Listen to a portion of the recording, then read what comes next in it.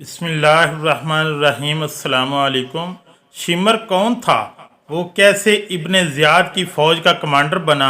वाक़या करबला में शिमर का क्या किरदार था? करबला के बाद शिमर की ज़िंदगी कैसे गुजरी और इसकी मौत कैसे हुई? नाज़रीन ग्रामी, यही हमारी आज की वीडियो का मौजू है।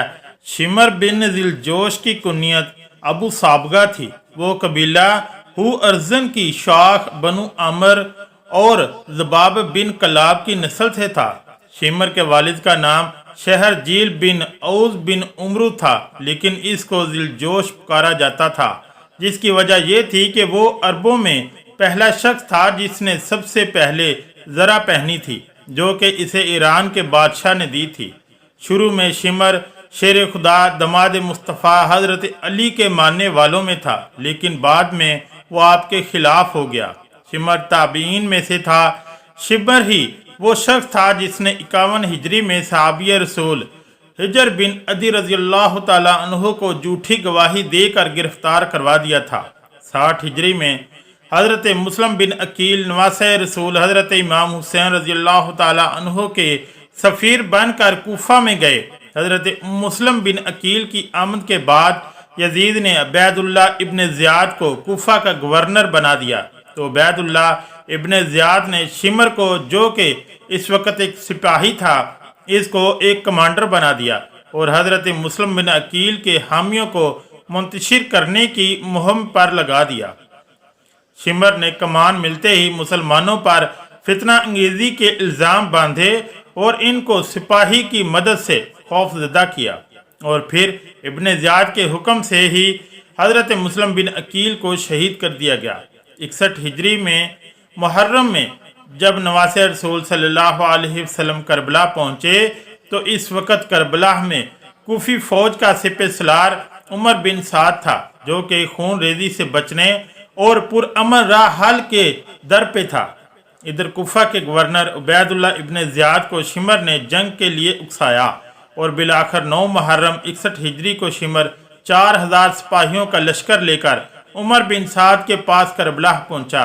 शिमर अपने साथ उमर बिन साद के लिए कूफा के गवर्नर इब्ने ज़ियाद का धमकी अमेज खत लेकर पहुंचा।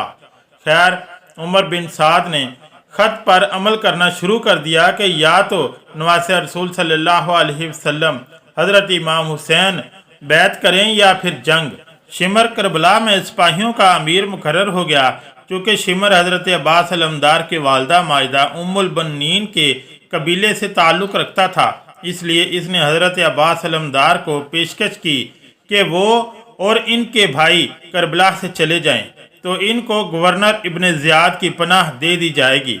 जब हज़रत अब्बास ने अमान नामा पकड़ा तो इसके 2 टुकड़े करते हुए फरमाया, मैं और मेरे भाई नवासे रसूल सल्लल्लाहु अलैहि वसल्लम से बगावत हरगिज़ ना करेंगे। हिम्मत है तो मेरे सामने आकर मुकाबला कर। यौम अशूरा के दिन जब हज़रत इमाम हुसैन रज़ियल्लाहु ताला अन्हु ने अहले बैत से मुतल्लिका हदीस बयान करना शुरू की, तो शिमर ने ही आपकी बात काटी, जिसका मुंह तोड़ जवाब हज़रत हुबैब बिन मुज़ाहिर ने दिया। यही वो बदबख्त था जिसने 9 मुहर्रम की रात 200 सिपाहियों के साथ खेमों पर हमला किया। जब हज़रत इमाम हुसैन रज़ियल्लाहु ताला अन्हु मैदान में आए, तो शिमर ही था जिसने फौजियों को हुक्म दिया कि दूर से ही यकबारगी से तीरों की बरसात करो, क्योंकि हम शेर खुदा के शेर का मुकाबला न कर सकेंगे। अक्सर रवायात में आता है कि हज़रत इमाम हुसैन को शहीद करने वाला शिमर ही था, और इसने बाद में इनके जिस्म मुबारक पर घोड़े भी दौड़ाए। अक्सर रवायात में आता है कि खौली बिन यजीद नवासे रसूल सल्लल्लाहु अलैहि वसल्लम का सर काटने के लिए आगे बढ़ा, लेकिन हाथ कांप गए।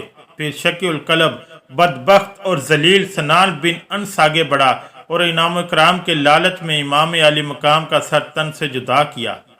इमाम इब्ने असाकर ने सैयदना हज़रत इमाम हुसैन रज़ियल्लाहु ताला अन्हु से रवायत की है कि हज़ूर सल्लल्लाहु अलैहि वसल्लम ने इरशाद फरमाया, गोया कि मैं एक सफ़ेद दागों वाले कुत्ते को देख रहा हूँ जो मेरे अहले बैत के खून में मुंह मार रहा है। इसी तरह मोहम्मद बिन उमरू से रवायत है कि हम सैयदना हुसैन के सामने करबला में मौजूद थे कि जब शिमर का सीना नंगा हुआ तो नवासे रसूल फरमाने लगे, रसूलुल्लाह सल्लल्लाहु अलैहि वसल्लम ने फरमाया था कि गोया मैं इस सफ़ेद दागों वाले कुत्ते की तरफ देख रहा हूँ जो मेरे अहले बैत के खून में मुंह मार रहा है और शिमर बर्स के दागों वाला था। शहादतों के बाद 11 मुहर्रम को उमर बिन साद और शिमर 72 शहदान करबला के सर लेकर कूफा इब्ने ज़ियाद के दरबार पहुँचे, जहाँ से इब्ने ज़ियाद ने इस काफिले को शिमर और इसके साथियों के हमरा दरबार यजीद के लिए शाम रवाना करता है, जहाँ बहुत से दिलखराश वाक़यात अहले बैत और अतहार के साथ पेश आते हैं। इसके बाद यजीद असरियान करबला को मदीने भेज देता है। अहले बैत को मदीना पहुँचाने के बाद शिमर लाइन की सरकारी जिम्मेदारी ख़त्म हो जाती है और वो कूफा वापस आ जाता है। सन 66 हिजरी मुख्तार सकफ़ी ने क़याम किया तो शिमर ने इनके खिलाफ होने वाली जंग में शिरकत की, लेकिन मुख्तार सकफ़ी ने शिमर समेत अमवी उमराह को कूफे में होने वाली जंग में शिकस्त दी। मुख्तार सकफ़ी ने इरादा किया था कि वो करबला की जंग में शरीक हर यजीदी कमांडर को कत्ल कर देगा और अहले बैत के पाक घराने का बदला लेगा। शिकस्त के बाद शिमर कूफा से फरार हो गया, लेकिन मुख्तार सकफ़ी ने ख़ास तौर पर अपने गुलाम ज़रबी को एक दस्ता फौजियों का देकर इसके पीछे भेजा, लेकिन शिमर ने मुख्तार सकफ़ी के गुलाम और इस दस्ते को कत्ल कर दिया। फिर मुख्तार सकफ़ी खुद इस मुहिम पर निकले और शिमर को घेर कर इसको कत्ल कर दिया।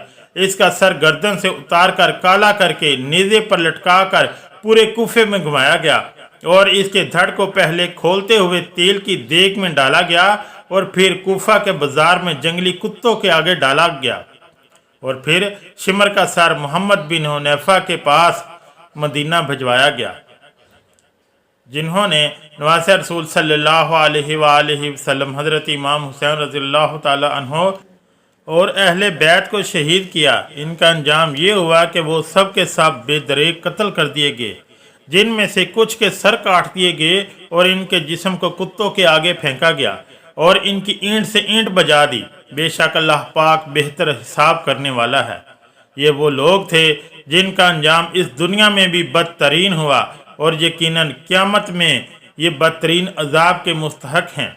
अल्लाह ताला हम सब के दिलों को भी अहले बैत की मोहब्बत से मुनव्वर कर दे। आमीन या रब्बुल आलमीन। हवाला जात। अगर ये वीडियो आपको अच्छी लगी तो चैनल को लाइक और सब्सक्राइब ज़रूर करें। शुक्रिया। अल्लाह हाफिज़।